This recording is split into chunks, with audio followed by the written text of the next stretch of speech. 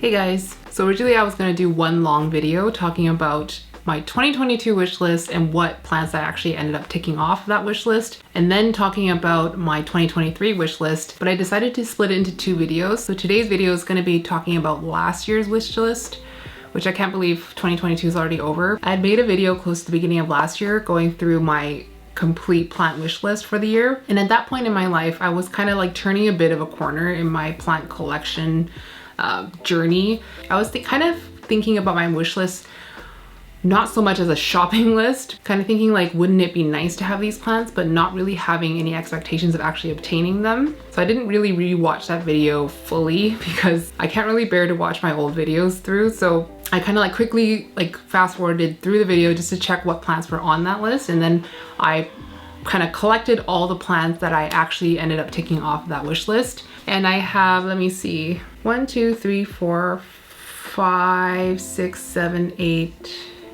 9 plants to show you, which is way more than I ever expected to cross off that list. I thought it'd be fun to just kind of like look back on last year, what I ended up acquiring. And then the next video, we're going to talk about what I have on my list for this year. So I think I'm going to go through it by genus. So I have a couple of philodendrons, a couple of Hoyas, and then like a crap load of anthuriums. Let's just start with the philodendrons. I want to start with this one because I haven't shown it on my channel for a really long time, and it just took a really long time to get going for me, but this was a birthday gift from the girls, so Charmaine and Jing. Plant number 1 is Philodendron UPI. This plant had been on my wish list for years, and I was so close. I was so close to like getting it around the time when it was like $1,000, and I'm so glad I didn't, although in the end, I didn't pay for it, but I'm glad that the girls got it for me at a time when the prices had already dropped by quite a lot. And this one was actually purchased from Lauren and with Shore Tropicals. I was there when she had first received these plants from an import, and I fell in love with this leaf so badly. Like, I thought it was just the perfect leaf. It was not too big, it's really, really skinny around the midrib, and then it's just like the perfect size, and it's just the classic UPI shape. So she remembered which leaf was my favorite, and she made sure she separated this one out for me when they were going to buy this plant for me. And it took a really long time to root. It used to be in moss. It originally rooted in moss, but when I transitioned it to pon, it actually dropped one of the leaves. It was the older leaf. It was a smaller leaf, but thank goodness my favorite leaf remained. And then it popped 2 growth points here and here. So this is the main one that's been actively growing. That's what this one grew out of. This is the first leaf. So this was a mid-cut, so that's why this leaf is kind of small, but it's so cute. It's actually bigger than what I expected it would be, and it's working on a nice big caterpillar here.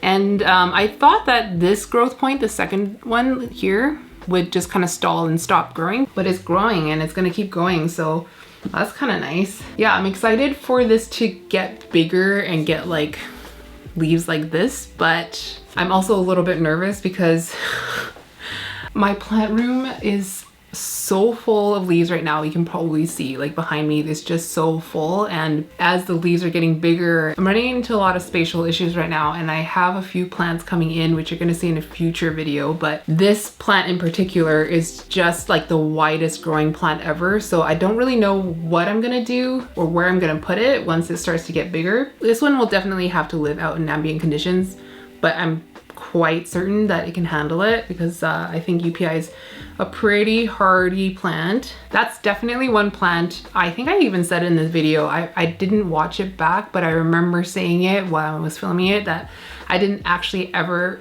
expect to get this plant. Certainly not last year. I think I knew that the prices were gonna come down low enough that I would eventually get it, but I also didn't think that it was gonna come down to like $20. So I haven't shown him a lot on my channel, but I still do love him very, very, very, very, very much. Oh, the next one I'm gonna have to climb into the forest to get him. Come on. Oh no, no, no, no, no, no. Trying to maneuver him around an inflow as well as like a bajillion monstera leaves. Come on. I should have done this before I started filming. Crap. Release. All right, so that was difficult. Next plant is Philodendron Jose Bono. This one was also a birthday present from the girls, so in the same box. I had wanted a Jose Bono for a really long time, and I'd killed 2 Joses from Charmaine prior to this.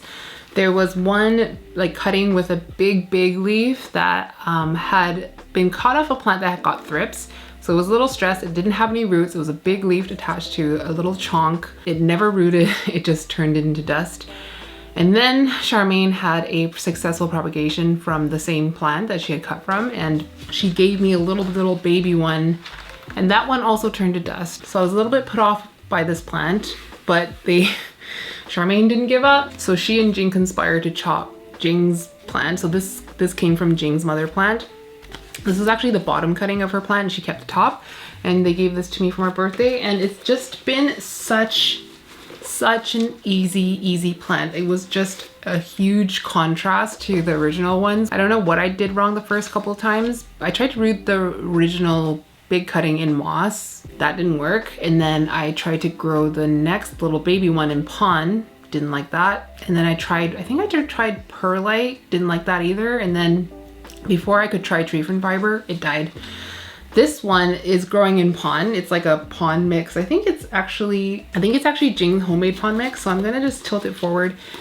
And it's on a lazy moss pole and a self-watering pot. This plant lives out here on this shelf, as you saw, and it just does not stop growing. It is probably one of the fastest growing plants in this room. So I got this at the tail end of July.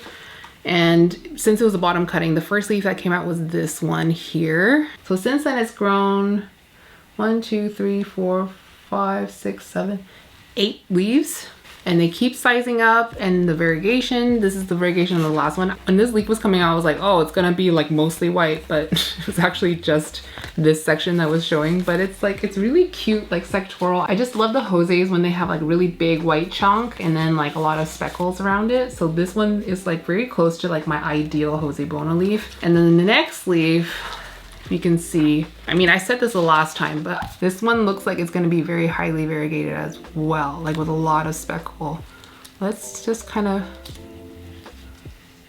yeah, it looks like it's going to be not super white, but way more sectoral than this one. This was the leaf before that. I hear that Jose's just freaking love super hot temperatures and a lot of light, and that's how you kind of induce higher variegation and get the white to kind of stay longer. But I'm giving it a good amount of light. It's under 10 watt Barinas, but very close to them, like almost touching, but just not a lot of warmth and almost no humidity. It's like probably, I want to guess like 30% humidity in here. But yeah, it's so dreamy.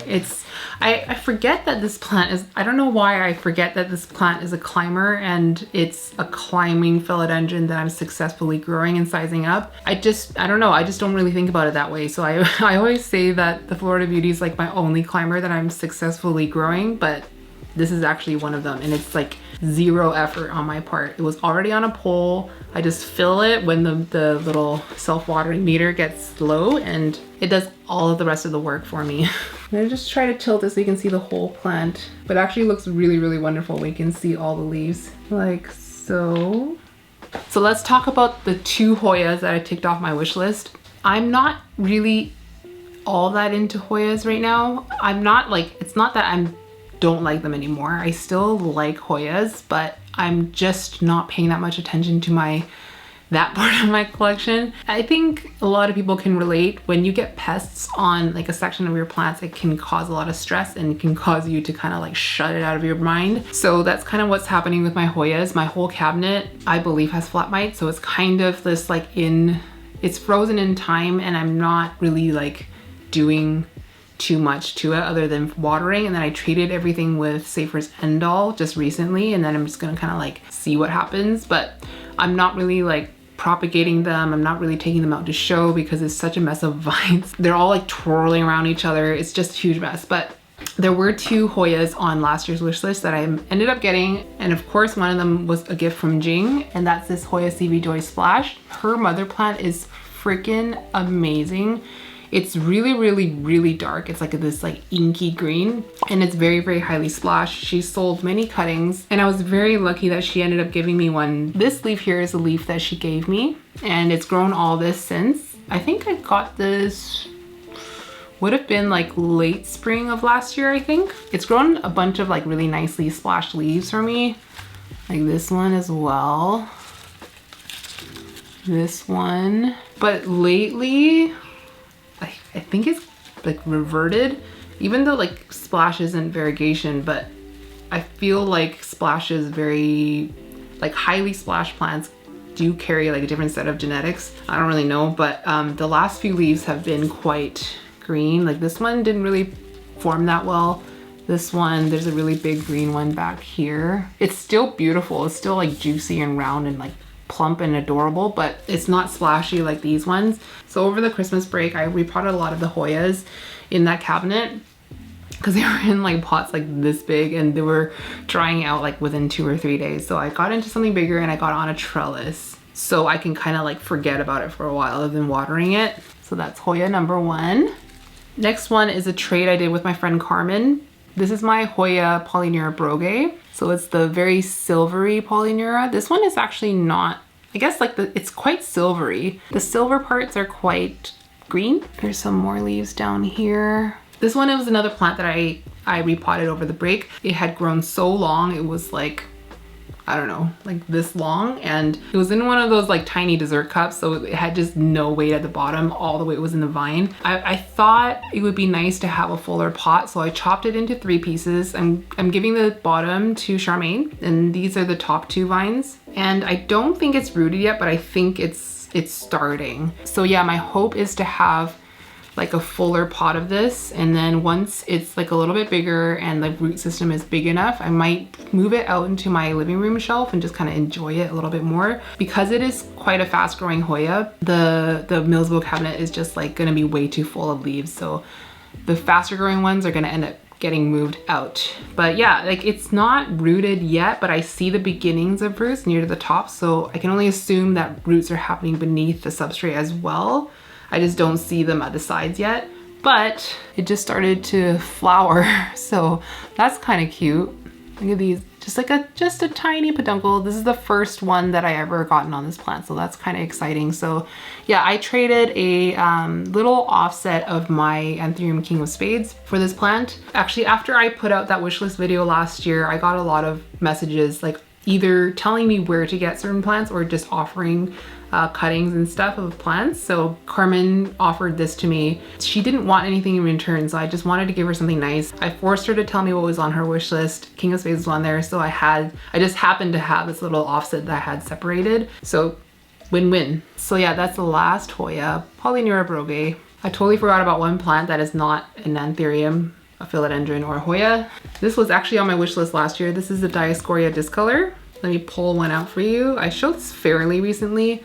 I do need to get this potted up, but yeah, this is the plant. I can only really show you this leaf because the original leaves are just like so wrinkly and dead, but the new growth is looking really, really cute. And we've got enough roots on it now that I think I can move it to either, I think pond, maybe I'll do like, I don't know, I'll do something to the pond to make it a little bit more water retentive, but by all accounts, everyone says that it's like a thirsty plant. So I'm gonna treat it like I imagine I would treat a fern and never let it dry out and just keep an eye on the watering. So I'll have to kind of keep it somewhere where I can see it and access it a lot. Otherwise, it's just gonna be chugging all the water and never getting water, and then it'll die. I don't think I really expected to get this plant last year, but I also knew it wasn't like super elusive, nor was it super expensive, but I didn't really see a lot of it locally, and then suddenly like a bunch of people were selling it, and because it grows so fast, I think it was easy to propagate and kind of multiply and sell to more people. So yeah, I was really excited to get this one, and I'm probably gonna get it into some sort of trellis kind of situation. Maybe Charmaine has an extra trellis for me somewhere. But yeah, DIOSCOREA DISCOLOR. All right, so now we're on to the Anthuriums, and this is basically a show and tell of a lot of plants that I got from Amanda, aka Bunny, on Instagram. I can't even really recall how Amanda came into our lives, but I am so glad she did. Last Christmas, I think it was, or I think it was around last Christmas or last year sometime. Maybe it was even the year before that. She reached out to Charmaine and sent her an Ace of Spades and a mag crystal luxuriance. Actually, I think I have it here. I'm watching some of Charmaine's plants right now. I just don't know which one it is, but she mailed Charmaine some plants while she was visiting her family in California. And we're like, who is this magical, mystical plant fairy person. And then Amanda and I started talking, and I had heard so much about her through Charmaine, and just I've seen little glimpses of her house and like how she's growing all her aroids out in the open. They're freaking gigantic, humongous, enormous plants. And I just think of her as this like plant god that is just this magical fairy, and she's bestowed so many beautiful, beautiful, unattainable plants on me. So that's kind of the story behind how we know Amanda. And since then, like I consider her a friend, obviously, but I think it's very rare for me to meet someone on socials and on the internet that are actually like someone I would be a real life friend with, and Amanda's one of them, because we're just kind of the same. Like, we just get each other, I feel like she has that really crass humor that I appreciate a lot. But anyways, enough fangirling over Amanda. She was the sole person responsible for like just decimating the majority of my Anthurium wish list. There are actually very few left on that wish list now that I don't own, maybe like 1 or 2. But the rest I now own thanks to her. So where should I even begin? Okay, so before I talk about these plants, a lot of these are baby Anthuriums. Just to kind of preface and explain why they look the way they do. If you missed this in one of my older videos, I think the Lazy Sunday plant chores video, I was treating my tent for spider mites because I'd gotten spider mites. I don't know how. I've never had spider mites before, and I found them on, there was an infestation on my Gloriosum, and there was some lower down in the seedling shelf. So I just went in there and went ham on the Azamax. I didn't even do any research. I just kind of took a little bit of information from people who had used it, and then I just trusted the process. I drenched it, and I didn't make sure that like the droplets were gone before the lights came on. Actually, I was spraying it while the lights were on, and I did this like 3 or 4 times. So the neem, I believe, in the Azamax caused a lot of burn on the leaves, and also like it caused some like scarring on the leaf tissue, which stopped some leaves from expanding properly. So what you're gonna see is some remnants of the damage. I don't really regret it because as far as I'm aware, I haven't seen spider mites in that tent since. I've had a lot of new leaves unfurl and develop really nicely since then. So I think of this as a little hiccup in their plant journey. They're still like well rooted. They seem to be happy. They seem to be growing. So we're good. But I just wanted to explain the appearance of these plants that you're gonna see in a second. So the first one is a plant I didn't put on that video, but it was definitely absolutely 100% a wish list plant of mine. I just didn't really think I was ever gonna get one. This is my Anthurium red crystallinum. This one was actually a gift from Amanda. She just popped a little bouquet, nothing special, into one of Lauren's boxes because Lauren had made an order with her, and she's like, can I just pop some plants in for Alice and Charmaine? And like, I didn't know these were coming until they arrived. And yeah, this was first of all, Amanda, if you're watching this, I'm really sorry. I will do better. This plant will look better. I promise you. But I truly, truly did not expect to have this plant. I was fully planning on just waiting for Charmaine's to grow out and like trading cuttings of like one of my plants for a cutting of her plant, but I ended up having one of my own. This is a cutting of her NSC Tropicals red crystallinum. This is the leaf that got burned by Azamax. So you can see this side of the leaf didn't really form. And you can see some like kind of scarring and burning right here in the center, but I can see that a new leaf is almost going to emerge, and luckily the roots are still looking fine. So I'm certain that this one is going to bounce back just fine, and if I ever see spider mites in there again, I've learned my lesson. I'm taking the plants out into the shower, hosing them down, and then I'm going to treat them with Azamax in there, letting them dry off. If there's still kind of like droplets on the leaves, I'll give it a good wipe down. And I might actually do like soil drench Azamax treatments as well, or instead of the foliar treatments. But also it's good to kind of take a rest from one pesticide and just like kind of alternate, because spider mites, I don't personally have a ton of experience because again, this is like the only time I've ever had spider mites, but so many people have commented on how spider mites become resistant really, really quickly to one form of treatment. So I probably alternate between Azamax and Saber's Endel. So I suppose this is the best leaf that I have here.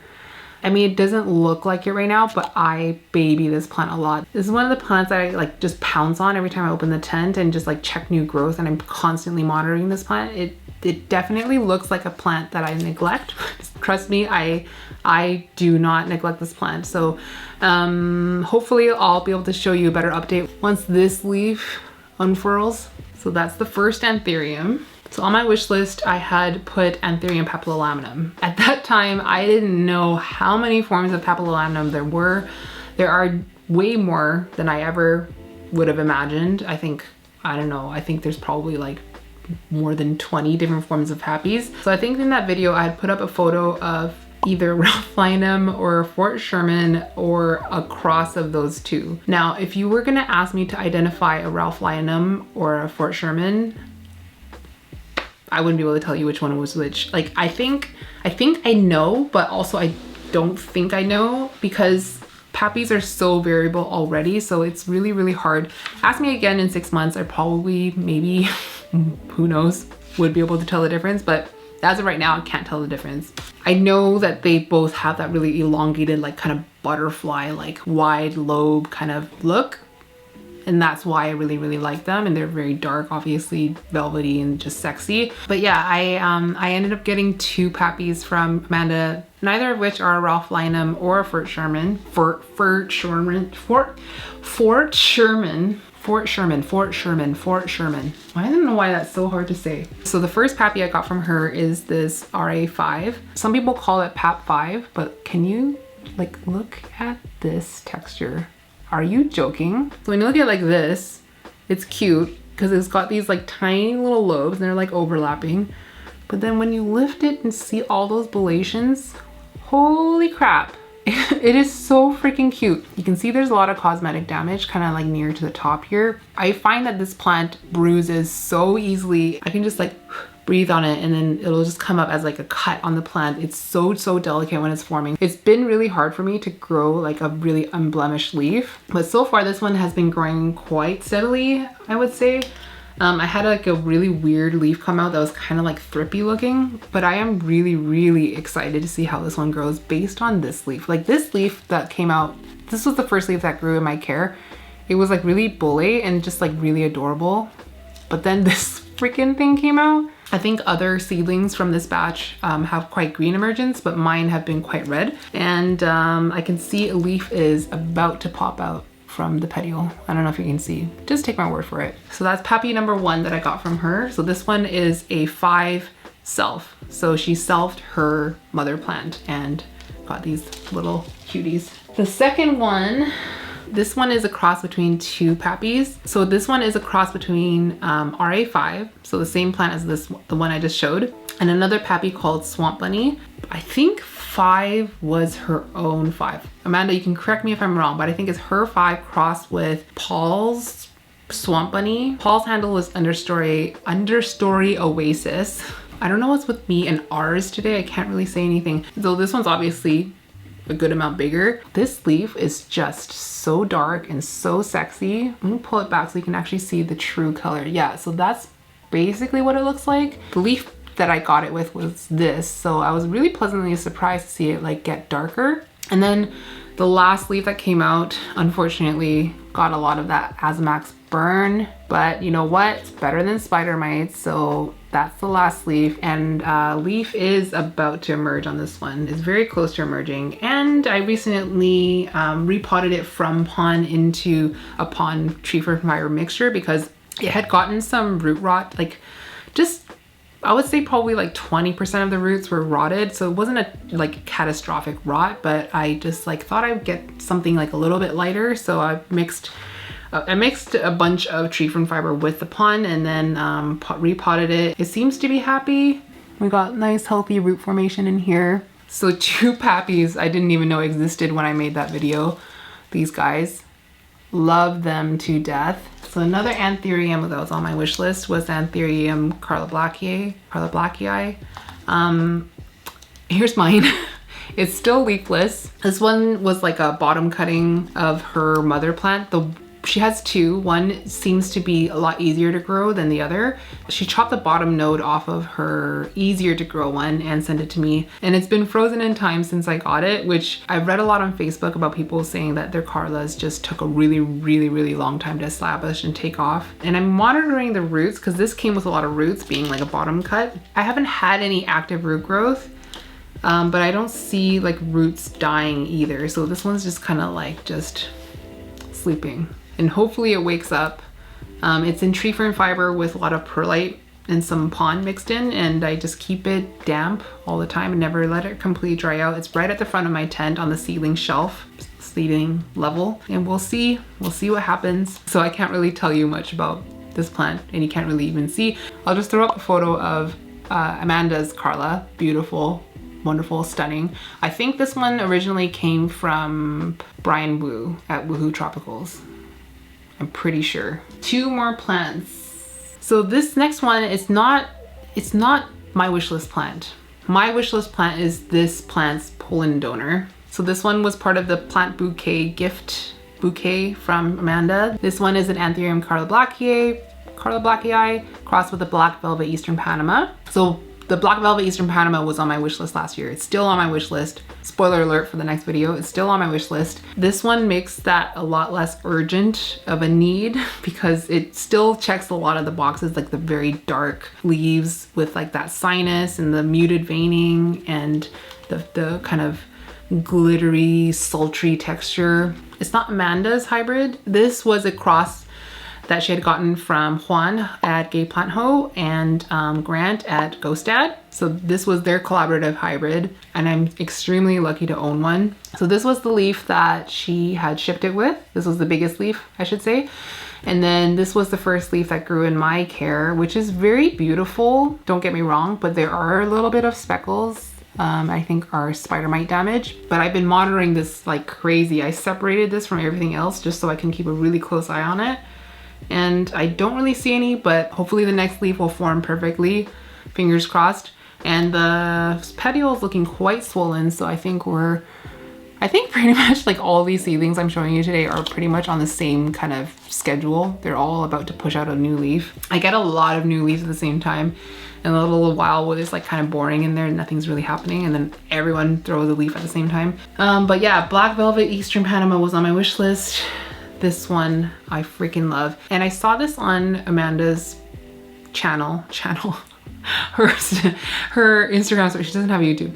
I saw it on her story and I didn't even know what it was. I was just like jokingly replied like sold to her story. She just remembered because when she sent this to me and I was like, what is this? She sent me that screenshot of me saying that in our conversation. She's just incredible. I am so excited to see this one grow. All of these plants, and I still have one more to go, but all of these plants are just like they're just my babies right now. I love them so much. I always thought I was more kind of like inclined to love anthuriums within the aroid world. Like I always was most drawn to anthuriums, and then I think I kind of backed away from them a little bit earlier last year, but then now I'm like full on into them. So I want to say for the foreseeable future, I think like my focus is on anthuriums. They just speak to me. I just love them so much. Last wishlist plant that got checked off last year, obviously care of Amanda, Anthurium Ace of Spades. Now I don't show this, I might as well take this out. I'll take this out. Okay, so I haven't shown this a lot lately because it hasn't really done anything lately, and it had a little bit of spider mite damage on this new leaf. This was the latest leaf to form in my care. I love how dark it is, like compared to a previous leaf here. This one was quite a bit blacker, but you can see there's some spider mite damage here, and there's like some leaf curl from it not forming properly. But we have a new leaf in town. This one just popped out. I'm very excited for it. I'm just excited to put this like spider mite thing behind us, hopefully for good. I'd like to go back to living my spider mite free life because that was really nice. Like now that I think about it, it was really nice to not have spider mites. I still can't believe I had this plant. How long has it been since I had this plant? Was it like August that I got this plant? So like 5 months ago? I don't think it really has sunk in yet. Now granted, this plant is available. If you looked hard enough, you'll find one for sale. It's not in my pay grade, let's say. And I went into 2022, after making that list, I was like fully expecting not to check off like barely any of that list because I knew I had some big expenses coming up last year. So like I had to replace my whole freaking roof, which was going to be a huge cost. I just knew that finances were going to be tight. So I would never in a million years would have expected to get this plant knowing what the market is for this plant. So it's not a humble brag at all. Like I know it kind of is sounding super douchey right now. I'm just saying like, I don't know what I did to deserve Amanda as a friend, and I don't know how I'll ever repay her. I really hope that she can fly out to Vancouver one day so we can just like totally spoil her while she's here. But yeah, this is the last plant, one that had been on my wish list for years. And if it wasn't for Amanda, I still would not have this plant, and I probably wouldn't have this plant at all this year either. But yeah, this one is growing in almost pure tree fiber. There is some perlite mixed in, and we've got roots kind of like escaping the bottom right now, which is why I have it in this cup, because it's kept drying out. So having a little bit of water at the bottom kind of keeps those escape roots hydrated. Although in saying that, I need to water this. Let's do it right now. Because there's a leaf forming, I do not want it to dry out. And that, by the way, was water with TPS1, which I'm feeding all my plants with at the moment. When I can remember it, I will do CalMag, but my bottle of CalMag that I keep here is empty. So anyways, whatever. And I can foresee a future when like this one gets a little bit bigger. I'm gonna be as annoying about showing this plant all the freaking time as I am with my Dark Phoenix. Just you wait.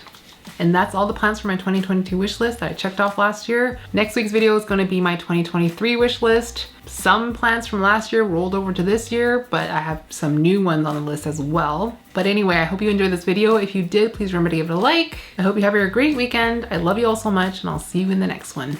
Mwah.